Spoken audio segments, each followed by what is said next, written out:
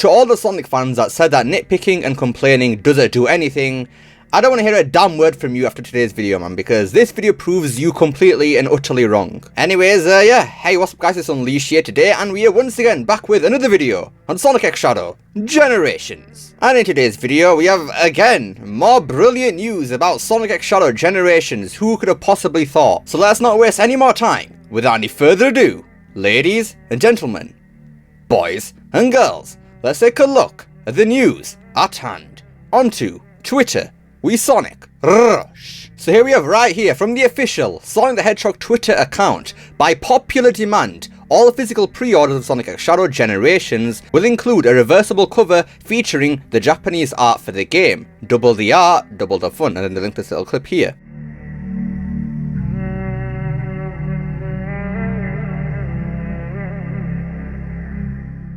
And boom, there you go, right from the official Sonic the Hedgehog Twitter account. They're confirming to us right now that because the fact that people complained about it, because they say right here, by popular demand, basically meaning that people complained about it, we can now have the better version of the box art for Sonic X Shadow Generations physically. And this is just great news, man, because honestly, now that we have that reversible cover, this is probably going to be a terrible financial decision for me, but I might actually double dip with this game now just to get both physical and digital, just so I can have that beautiful box art, because again, I've said in previous videos, I actually think that this Japanese box art for Sonic X Shadow Generations might be one of, if not the best box art for a Sonic game yet. And the fact that we couldn't have it before in anywhere other than Japan was a crime, but now that we can have it in our own hands now, you know what, why not? It's so beautiful, man. This art is so nice looking, man. I've said it before, like, those renders are so good, the colouring is so good, like everything about this is just fantastic, and I'm so happy that because we complained that we can actually have it now. So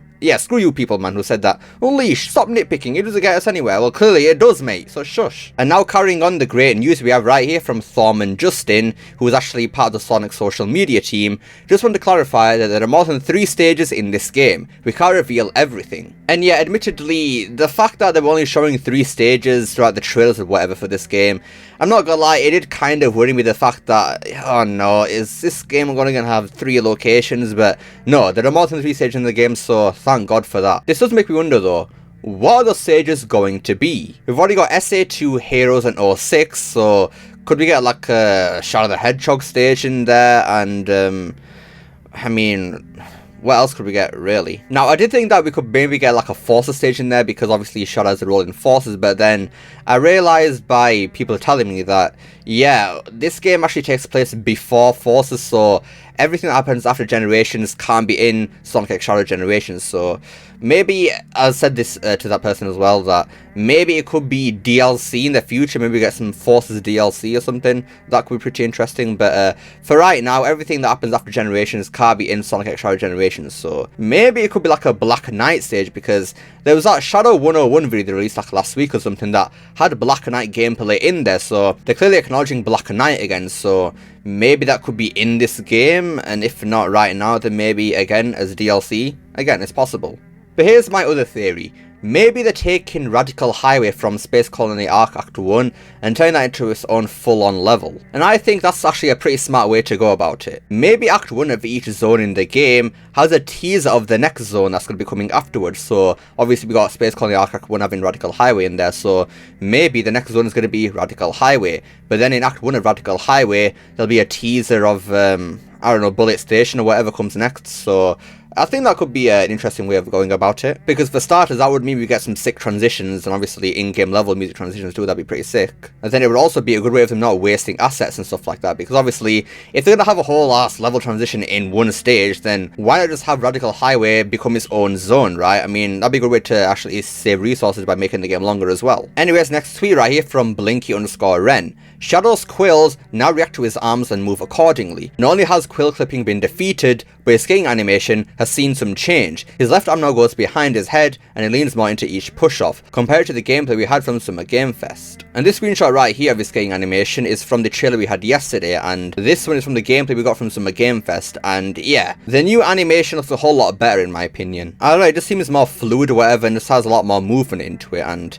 he just seems a lot more relaxed in the Summer Game Fest demo, which I guess it's okay, but it's Shadow the Hedgehog, so I don't want him to be too relaxed. So yeah, the new version of the skating animation is, I think, probably the best balance here. But as Blinky_Ren actually mentioned, in the new animation, Shadow's quills don't clip into his arms anymore, which is such a big step up from games like Forces or whatever, because I think in that game, Shadow's skating animation has his arms clip into his quills because they don't move in that game. But now in Sonic X Shadow Generations, yeah, Shadow's quills actually react to his arms now, and that's just a little bit of polish that's been missing from Sonic games for quite a while now, so it's good to see that actually being brought back now. And again, is the reason why we should be complaining when we see something wrong about the game, because they've shown right here that in between builds like this, they're already fixing small things like this. So if we just complain right now while the game still has like 3 months to go, they can fix things, man. This is what I've been saying since ages, man. I don't understand why Sonic fans have not learned the lesson since Sonic Frontiers, because Kishimoto literally admitted that they look at fan feedback, and even for update 1, 2, and 3,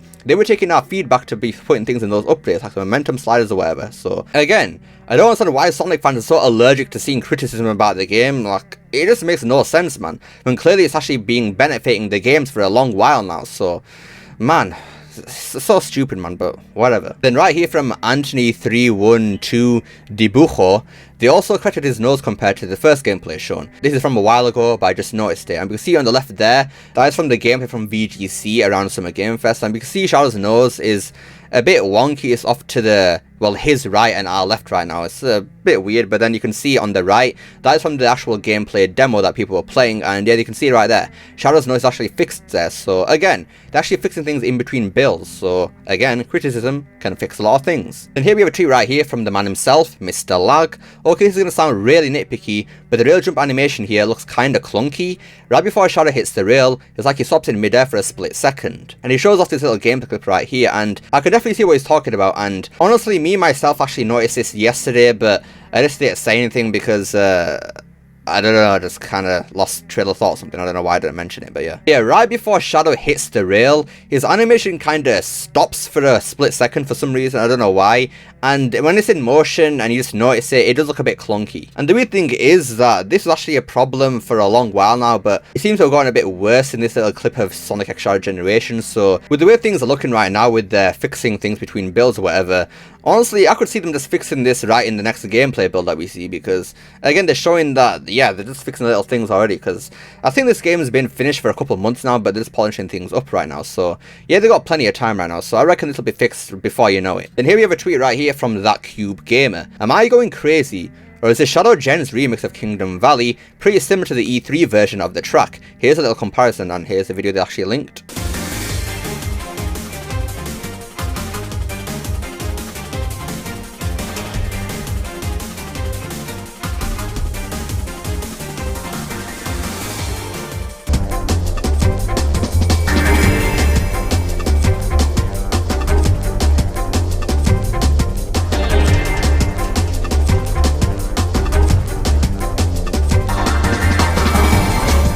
And yeah, it does sound like the Kingdom Valley remix from Shadow Generation is actually very similar to the E3 version. Kind of peculiar the way they do that, but I guess it kind of works. It's still inferior to the original Kingdom Valley by far, but it's not bad. It's not bad, unlike certain other remix. Here are the final tweets right here from Omega_Morris123.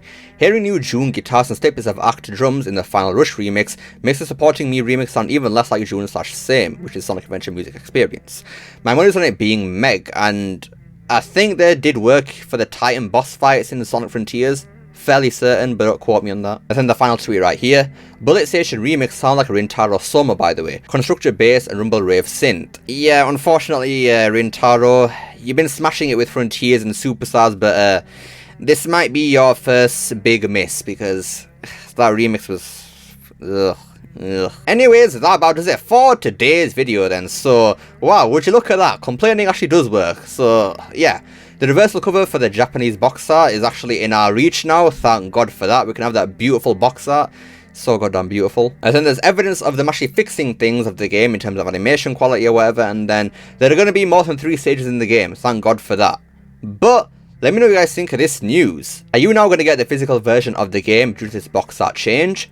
Let me know down below. I'd love to see what you guys have to say. I hope you enjoyed this video.